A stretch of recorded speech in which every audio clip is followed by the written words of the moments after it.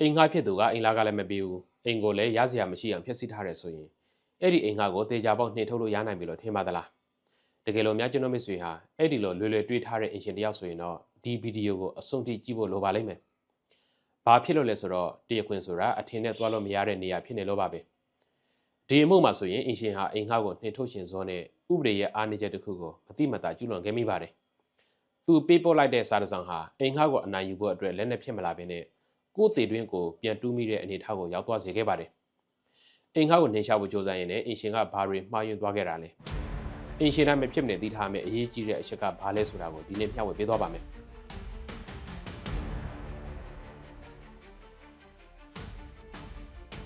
ဒီဇလန်ရဲ့မူရင်းစင်ထုံးကတော့1994ခုနှစ်မြန်မာနိုင်ငံတရားစီရင်ထုံးဥခင်မောင်ညိုကွေလွန်သူဒေါ်ဖာတမာဘီရဲ့တရားဝင်ကိုယ်စားလှယ်နဲ့ဒေါ်ချိုချိုပါ30ကွေလွန်သူဒေါ်လာရဲ့တရားဝင်ကိုယ်စားလှယ်များတရားမအထွေထွေအယူခံမှုစီရင်ထုံးဖြစ်ပါတယ်ဇလန်ဆရာကတော့ဒီလိုပါအင်ရှင်ဥဤဆွဲဟာမင်္ဂလာတောင်ကျွန်းမြို့နယ်ကမြင်းထက်တိုက်ခန်းတစ်ခုကိုဒေါ်ဖာတမာဘီကိုတလ35ကျပ်နှုန်းနဲ့ငှားရမ်းခဲ့ပါတယ်ပြဿနာကဘယ်ကစလဲဆိုတော့အင်ရှင်ဥဤဆွဲဟာအင်ငှားဖြစ်သူဟာ1980ခုနှစ်ဇန်နဝါရီလကနေ1990ပြည့်နှစ်ဧပြီလအထိလာပေါင်း40စာအိမ်လာကစုစုပေါင်း1400ကျပ်ကိုမပြီးဘဲနဲ့ပြက်ကွက်နေတယ်ဆိုပြီးတော့ဆွဆွဲပါတယ်။ဒါအပြင်အိမ်ငှားဖြစ်သူဟာနောက်ဖေးမိဖို့ကြောင့်တကားကိုဖြစ်စီတယ်။ရေပိုက်လိုက်တွေဖြုတ်ပစ်တယ်။အိမ်ရှိတကားကိုဖြုတ်ပြီးတော့ရွှေဘိုထိုးတယ်စသဖြင့်အိမ်ခန်းကိုဖြစ်စီတယ်ဆိုတဲ့အကြောင်းပြချက်တွေနဲ့1960ပြည့်နဲ့မြို့ပြဆိုင်ရာငှားရမ်းကကြီးကြပ်ရဲ့အဥပဒေပုံမှ12တက်ကကြီးနဲ့12တက်ဂါငယ်တို့အရာတိုက်ခန်းကနေဖယ်ရှားပြီးဖို့မြို့နယ်တရားရုံးမှာတရားစွဲဆိုခဲ့ပါတယ်။ဒီအမှုမှာအဓိကအဆုံးဖြတ်ပေးသွားတဲ့ငြင်းချက်တစ်ခုရှိပါတယ်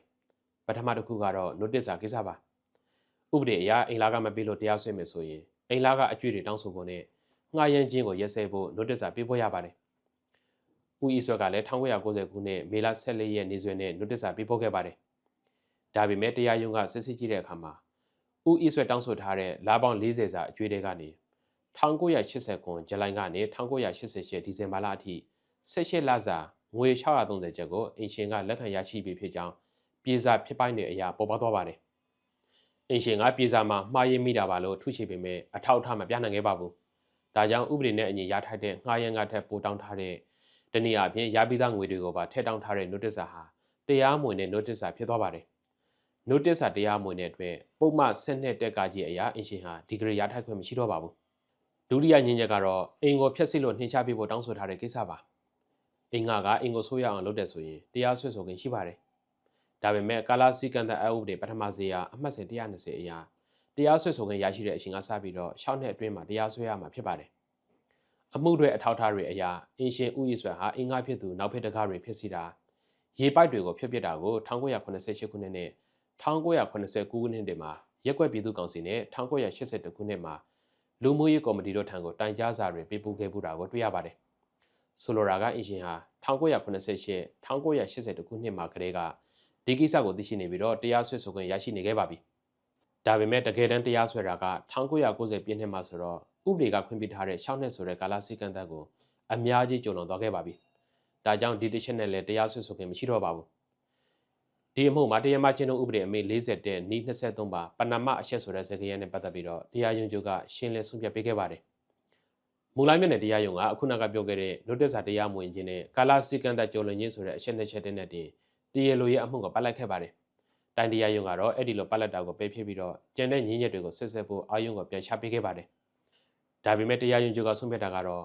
တစ်ဖက်ဘက်ကတင်ပြတဲ့ထုချေချက်ဒါမှမဟုတ်ညင်းချက်တစ်ခုကိုအဆုံးဖြတ်ပေးလိုက်တာနဲ့တင်ကျန်တဲ့ညင်းချက်တွေကိုဆက်ပြီးတော့အဆုံးဖြတ်ပေးဖို့မလိုတော့ဘူးဆိုရင်အဲ့ဒီလိုဆုံးဖြတ်ခြင်းဟာပဏာမအချက်အရဆုံးဖြတ်ခြင်းပဲဖြစ်တယ်လို့အဓိပ္ပာယ်ဖွင့်ဆိုခဲ့ပါတယ်။ဒီအမှုမှာ notice မှားယွင်းခြင်းနဲ့ကာလစည်းကမ်းသက်ကျုံလွန်ခြင်းဆိုတဲ့အချက်တွေဟာကျန်တဲ့အချက်တွေကိုဆက်ဆက်ဖို့တော့မလိုတော့လောက်အောင်အမှုကိုပြည့်ပြည့်စေတဲ့အတွက်မူလတရားရုံးကပတ်လက်ခဲ့တာမှန်ကန်တယ်လို့ဆုံးဖြတ်ပေးခဲ့ပါတယ်။ဒီအမှုကနေကျွန်တော်မိတ်ဆွေတွေမှတ်သားထားရမယ့်အဓိကသင်ခန်းစာကတော့အင်ရှင်တွေအနေနဲ့ notice စာပေးပို့တဲ့အခါမှာအရှက်အလက်တိကျဖို့နဲ့အိမ်ငှားဘက်ကစီကံဖောက်ဖျက်တာကိုသိရင်ဥပဒေကသတ်မှတ်ထားတဲ့အချိန်ကာလအတွင်းမှာအမြန်ဆုံးအရေးယူတရားစွဲဆိုဖို့ကအလွန်အရေးကြီးတယ်ဆိုတာပဲဖြစ်ပါတယ်။ကဲဒီနေ့ဗီဒီယိုလေးကတော့ဒီလောက်ပါပဲဒီဗီဒီယိုကနေကျွန်တော်ရဲ့မိတ်ဆွေတွေအကျိုးတစုံတရာရလိမ့်မယ်လို့မျှော်လင့်ပါတယ်။အကျိုးရှိတယ်ဆိုရင်လည်း comment မှာရေးသွားပေးခဲ့ကြပါအောင်။အားလုံးကိုကျေးဇူးတင်ပါတယ်မင်္ဂလာရှိတဲ့နေ့ရက်လေးဖြစ်ကြပါစေ။